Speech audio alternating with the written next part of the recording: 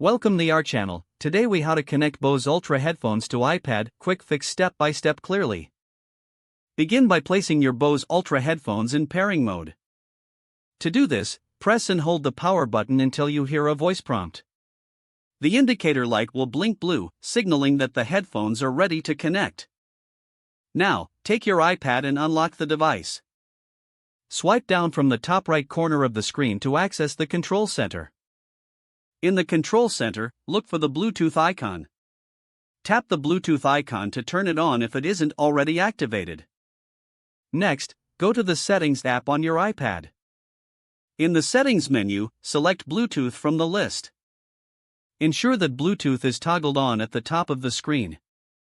Your iPad will start searching for available devices.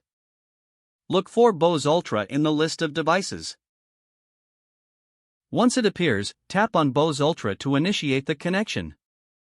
Wait for a few seconds while your iPad pairs with the headphones. You will hear a confirmation prompt in your headphones once they are connected. Check the Bluetooth status on your iPad. You should see connected next to the Bose Ultra in the Bluetooth menu.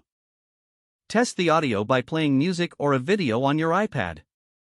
If you hear sound through the headphones, the connection is successful.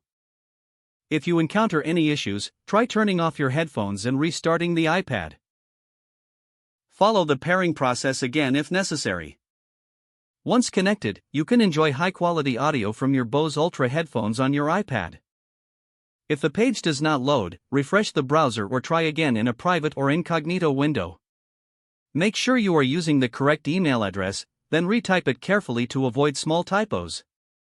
If your password is not accepted, use the reset option and create a new strong password you can check your spam folder for verification or security emails, then complete any requested confirmation steps. Enable two-factor authentication if available to improve account security and reduce unauthorized access risk. After signing in, review your profile details so your contact information and settings are accurate and current.